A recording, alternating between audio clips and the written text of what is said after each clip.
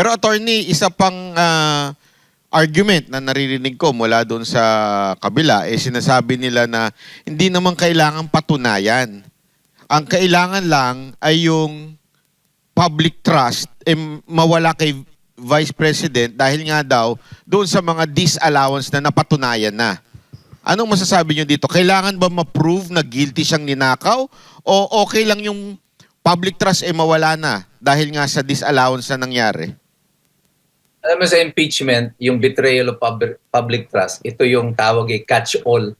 Kapag wala ka nang maisip na ikakaso sa impeachable officer, ilagay mo na lang betrayal of public trust. Tama. Kasi lahat pwede mo isaksak doon, kunyari, as betrayal of public trust. Pero sa sitwasyon na ito, na yung pinagbabasihan nila ng betrayal of public trust, ay hindi pa nga final. Meron pa palang mga judicial and administrative recourse. So how can you assume na may violation na agad or betrayal of public trust? At yung height nga ng pagtitiwala ng tao kay Sara Duterte hanggang sa kasalukuyan ay nananatiling mataas. So what public trust was betrayed by Sara Duterte? Well, ang problema dyan, even the impeachment court is bound by law on the secrecy of certain documents. Until it is declassified, yung mga dokumento na yan, ating si Ping Lacson binanggit ito, na lahat yung mga pangalan ng mga confidential agents na yan should be contained in a vault. And until such time that the operation has been finished and declassified, kailangan ma-declassify mo muna yung mga dokumento. Not even the impeachment court is allowed to touch that. Kasi dahil nga may security risk dito if you do that, na ma-reveal yung mga pangalan ng mga tao na to. Unfortunately for the Senate and for the prosecution, they are not legally na mayroong authority na i-open itong mga confidential na mga records na to. They have to take it on face value kung ano yung sinabmit sa COA, and they would have to deal with that kung iyan yung Ang problema ng prosecution dito hanggang ngayon, hindi nila maidugtong kung saan dito pumapasok yung pagnanakaw ng confidential funds na ito na napunta sa kapakinabangan ni Sara Duterte. So right now, wala pa rin. Nasa zero pa rin ang prosecution dito. Everything that they have presented ay mga ebidensyang alam na natin. Alam natin that there was a confidential fund. Alam natin na ginamit ito sa operation. Alam natin na may mga aliases yung confidential agents. So, anong meron? Diba? Hindi na so surpresa yung mga tao. That's why we're not interested. Para sa atin, alam na namin yan, napanood na namin yung mga yan. Attorney, parang ang gusto kasi nilang palabasin dito hindi ginamit sa operation, parang gusto nilang palabasin na binulsa ni BP Sara, no? Yes. However, what you assume and what you can prove are two different things. Magkaiba yun. So, ang burden nito ay nasa prosecution to prove that. Dapat nga, bago pa sila nagsampa ng kaso na to, nakahanay na yung mga ebidensya nila. Kaya sinasabi ng marami, di ba?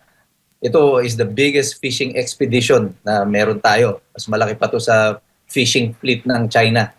Itong fishing expedition ng Kongreso. Attorney, ito ipaniwanag nga natin sa taong bayan, ano ba ang goal ng prosecution dito sa part nito, itong article na to? Ano ba ang goal nila? Mapatunayang binulsa o mapatunayang nabigyan lang ng disallowance? Well, ultimately, dapat yan mai-connect nila na yung pera na yan na na-disallow ng COA ay ninakaw, napunta kay Sara Duterte.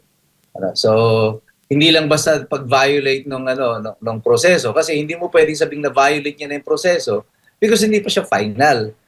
So, ang hope nila dyan is that they can connect itong confidential funds na mapatunayan nila na kinuha ito ni Sara Duterte. Kaya later on, tatalon sila doon sa ibang article, sasabihin naman, ito yung kanyang bank deposit, dito yung pumasok, mga ganyan. So, pag tinatry nila ngayon to lay the basis para doon sa mga succeeding articles. But so far, hanggang sa kasalukuyan, yung basis pa lang, hindi na nila ma-establish. So, paano ka papupunta doon sa matter of bank account? So, as of now, unfortunately for the prosecution, yung kanilang plano ay hindi pa naisa sa katuparan hanggang sa kasalukuyan. Ang layo-layo pa nila from their objective. Pero attorney, isa pang argument na naririnig ko mula doon sa kabila, sinasabi nila na hindi naman kailangang patunayan.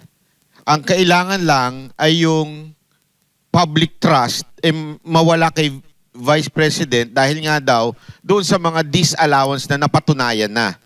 Anong masasabi nyo dito? Kailangan ba ma-prove na guilty siyang ninakaw o okay lang yung public trust mawala na dahil nga sa disallowance na nangyari? Alam mo sa impeachment, yung betrayal of public trust, ito yung tawag catch-all.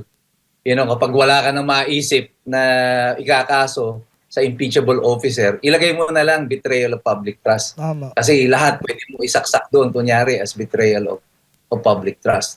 Pero sa sitwasyon na ito, na yung pinagbabasihan nila ng betrayal of public trust, ay hindi pa nga final. Meron pa palang mga judicial and administrative recourse. So how can you assume na may violation na agad or betrayal of public trust? At yung height nga ng pagtitiwala ng tao kay Sara Duterte hanggang sa kasalukuyan ay nananatiling mataas. So what public trust was betrayed by Sara Duterte? Naniniwala pa rin yung taong bayan sa kanya.